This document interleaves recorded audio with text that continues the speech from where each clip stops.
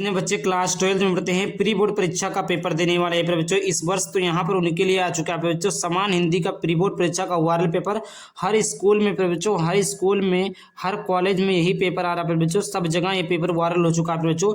आज इस पेपर को देख लीजिए बच्चों, पूरे पेपर का सोल्यूशन मैं आप सभी लोग को बता दूंगा। इस पेपर को आप लोग पढ़ के जाइएगा, अपने पेपर में अपने स्कूल में छाप दीजिएगा बच्चों।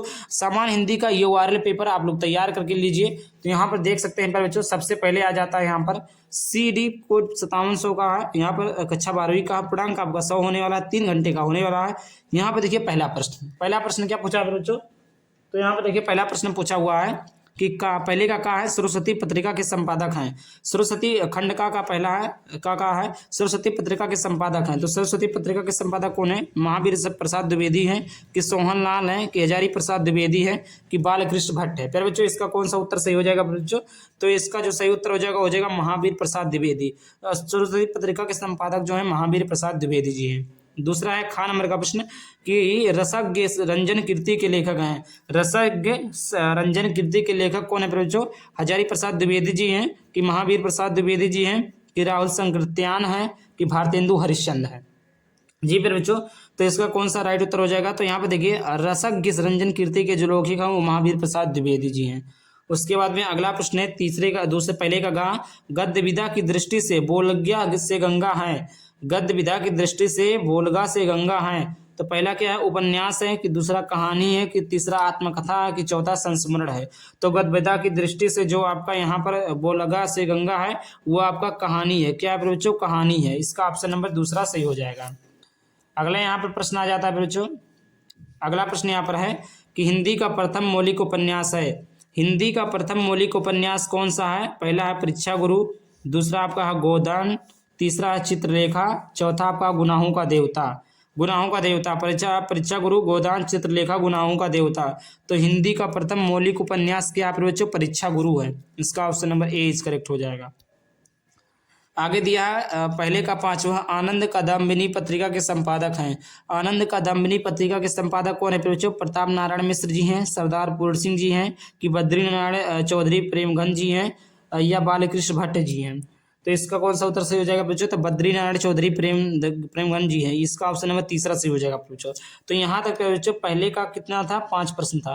तो आप लोग एक काम करिएगा, कमेंट बॉक्स में बता दीजिएगा कि एक में से कितना प्रश्न आपको आता था। ये कमेंट बॉक्स में बता दीजिएगा ताकि हमें पता चल पाए कि आपकी तैयारी कहाँ तक हुई है।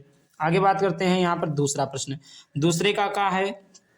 दूसरे का यहाँ पर बच्चों अष्टछाप के कवि हैं। अष्टछाप के कवि कौन है? कबीरदास है, सूरदास है, तुलसीदास है, कि मीराबाई है। तो फिर बच्चों ये बहुत ही वायरल प्रश्न आपने देखा होगा। अष्टछाप के कवि क्लास 10th में भी पूछा गया बच्चों। तो अष्टछाप के कवि कौन है फिर बच्चों? सूरदास है। कौन है फिर बच्चों? सूरदास है। कौन है? सूरदास है। उसके बाद में यहाँ पर दूसरा प्रश्न पूछ लेता है खा नंबर का, हिंदी के प्रथम कवि हैं। हिंदी के प्रथम कवि कौन है बच्चों? तो सरपहा है, कि चंद्रबरदाई हैं, तुलसीदास जी हैं, वाल्मीकि हैं। तुलसीदास जी तो नहीं है, वाल्मीकि भी नहीं है, चंद्रबरदाई भी नहीं। कौन है फिर बच्चों? सरपहा है। कौन है फिर बच्चों? सरपहा है। पहला ऑप्शन सही हो जाएगा। आगे बात करते हैं अगला प्रश्न यहाँ पर देखिए दिया हुआ है। अगला प्रश्न दिया है गा नंबर का प्रश्न सूरसागर के रचयिता हैं। सूरसागर के रचयिता कौन है? कबीरदास हैं, सूरदास हैं, कि जायसी हैं, कि तुलसीदास हैं। सूरसागर के रचयिता कौन है बच्चों? सूरसागर के रचयिता सूरदास है। बहुत ही सिंपल सा क्वेश्चन था बच्चों, हर साल बोर्ड एग्जाम में आता है। उसके बाद में अगला घा नंबर का प्रश्न हिंदी का प्राचीनतम महाकाव्य है। हिंदी का प्राचीनतम महाकाव्य कौन सा है? तो यहाँ पर देखिए कामयानी है, कि पृथ्वीराज रासो है, कि रामचरितमानस है, कि पश्चात है। तो प्यारे बच्चों देखिए हिंदी का प्राचीनतम महाकाव्य कौन सा है बच्चों? तो ये आपका कौन सा है बच्चों? ये आपको पता होना चाहिए। ये आपका यहाँ पर पृथ्वीराज रासो, ऑप्शन नंबर दूसरा ही सही हो जाएगा।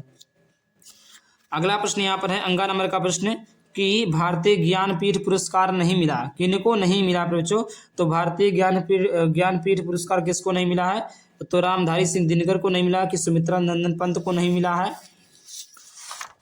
कि यहाँ पर आपको मैथिली शरण गुप्त को नहीं मिला है बच्चों, कि यहाँ पर आपको मैथिली शरण गुप्त को नहीं मिला है, कि आपको यहाँ पर महादेवी वर्मा को नहीं मिला। किसको नहीं मिला है? तो ये आप लोग कमेंट बॉक्स में इसका उत्तर बता दीजिएगा। नहीं आता तो मैं आपको बताऊंगा, बट आप लोग का जिम्मेदारी है कि आप लोग कमेंट बॉक्स में बताएं। दूसरा आपका 10 नंबर का पूछा जाता है गद्यांश पर आधारित प्रश्नों के उत्तर। क्या बोला, दिए गए गद्यांश पर आधारित निम्नलिखित प्रश्नों के उत्तर दीजिए। यहाँ पर क्या लिखा, जन का प्रवाह अनंत होता है, शास्त्रों वर्षों से भूमि के साथ राष्ट्रीय जन ने तादात्म्य प्राप्त किया है, जब तक सूर्य की रश्मियां नित्य प्रातःकाल भुवन को अमृत से भर देती है तब तक राष्ट्रीय जन का जीवन भी अमर है। इतिहास के अनेक उतार चढ़ाव पार करने के बाद भी राष्ट्रीय निवासी जन नई उठती लहरों से आगे बढ़ने के लिए अजर अमर है। जन का संततवाही जीवन नदी के प्रवाह की तरह है, जिसमें कर्म और श्रम के द्वारा उत्थान के अनेक धातुओं का निर्माण करना होता है।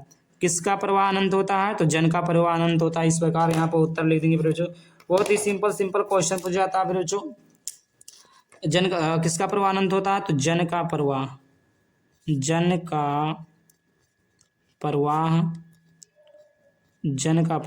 अनंत होता है।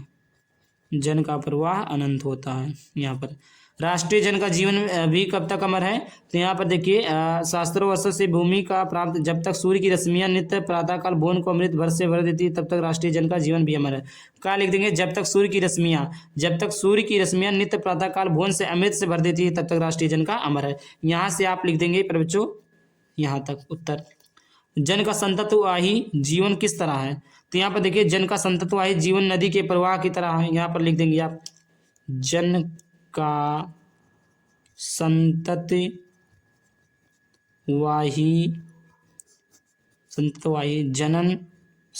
जीवन नदी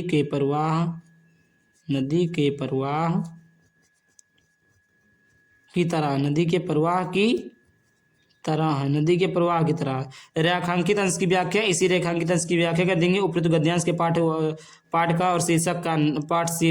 का शीर्षक और लेखक का नाम। तो पाठ का क्या नाम है बच्चों, ये आपका राष्ट्र के स्वरूप का है। लेखक का नाम वासुदेव शरण अग्रवाल जी हैं। इसी प्रकार यहाँ पर देखिए बच्चों लिखा, कहते हैं दुनिया बड़ी भुलक्कड़ है। अगर इसको आपको नहीं आता तो ये वाला कर देंगे तो भी आपको ही नंबर मिल जाएगा। एक क्वेश्चन यहाँ से 2 नंबर का आता है, 5 क्वेश्चन रहेंगे आपको 10 नंबर यहाँ से आपको आसानी से मिल जाएंगे। उसके बाद में यहाँ पर बच्चों दूसरा दिया गया गद्यांश पर, ये आपका गद्यांश था, ये आपका पद्यांश पर आधारित निम्नलिखित प्रश्नों के उत्तर दीजिए। ये भी 10 नंबर का उसी प्रकार आपको करना होगा। यहाँ पर मैं आपको बता दूँ, अगला हाँ अथवा कहते हैं, इस प्रकार अगर उसको नहीं आता तो अथवा करके ये है। इसमें भी देखिए 5 प्रश्न, पहला दूसरा तीसरा चौथा पांचवा, 5 का देंगे आपको 10 नंबर यहाँ से मिल जाएगा। यहाँ पर कहते हैं आती थी ये है नरदेही, इस प्रकार आपका है बच्चों। यहाँ पर मैं आपको बता दूं, एक चीज बताना चाहता हूँ बच्चों, लज्जाशील पथिक महिला, ये आपने क्या इसका बच्चों, लज्जाशील पथिक महिला जो कहीं ना दृष्टि आए होने देना, बिगड़ वसना से ना तो सुंदरी को जा थोड़ी सी विसर, ये आपका 10वें अध्याय का है। और क्या है बच्चों, किसका है, तो 10वें अध्याय आपके यहाँ पर फिर बच्चों ये आपका देवत सिंह उपध्याय प्रेम दूत का ये आपने पढ़ा होगा। ये भी आपका यहाँ से 10 नंबर, चाहे वो करे चाहे ये करे।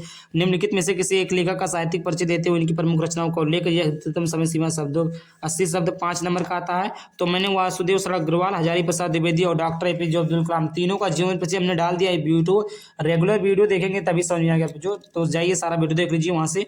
5वें का खा, निम्नलिखित में से किसी एक कवि का साहित्यिक परिचय देते हुए उनकी प्रमुख कृतियों का उल्लेख कीजिए। अधिकतम शब्द सीमा 80 शब्द का है।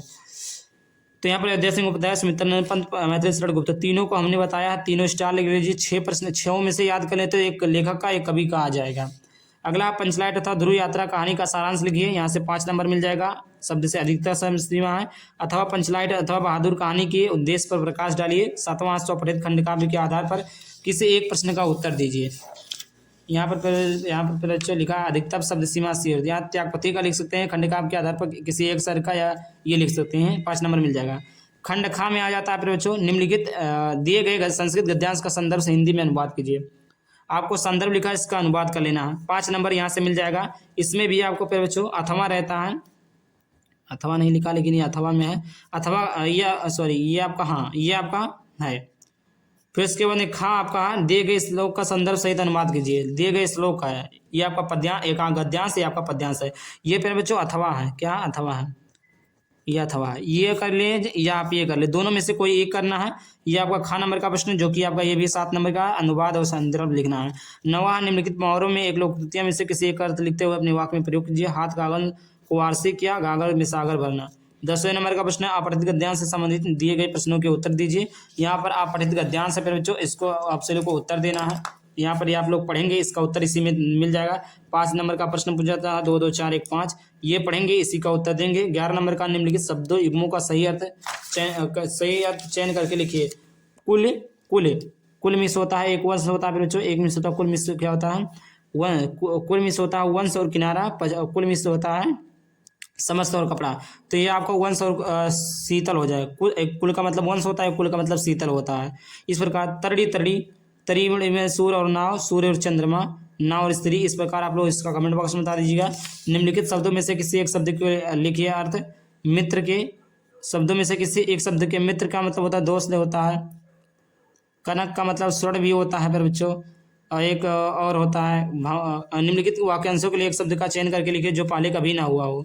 जो पहले कभी ना हुआ भूतपूर्व है, जो पहले हुआ ही नहीं है। जो पहले हुआ है वो भूतपूर्व है, जो पहले हुआ है वो पूर्व है, जो पहले कभी नहीं हुआ वो भूतपूर्व है। जीवित रहने की उत्कट इच्छा है, जीविका जीवन महत्वाकांक्षा हो जाएगा बच्चों। निम्नलिखित में से किन्हीं 2 वाक्यों को शुद्ध करके लिखिए। मीराबाई कृष्ण भक्त कवि हैं, कृष्ण भक्त के कवि हैं। मीराबाई कृष्ण भक्त के कवि हैं, के कवि नहीं, कृष्ण भक्त कवि हैं। मुझे 20 रुपये चाहिए, प्रत्युष का भविष्य उज्जवल हो, कृपया अवकाश देने की कृपा करें। चारों में से कोई एक लिख देना है।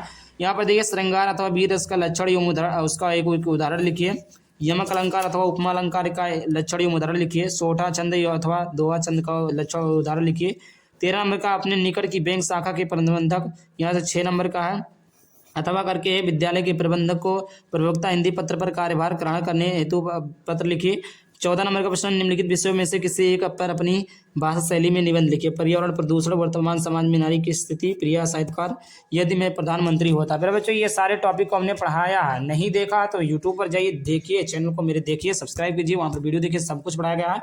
आई होप वीडियो पसंद है, वीडियो को लाइक करके चैनल को सब्सक्राइब करना। चलिए मिलते हैं किसी नए टॉपिक के साथ। Thank you. जय हिंद, जय भारत, वंदे मातरम।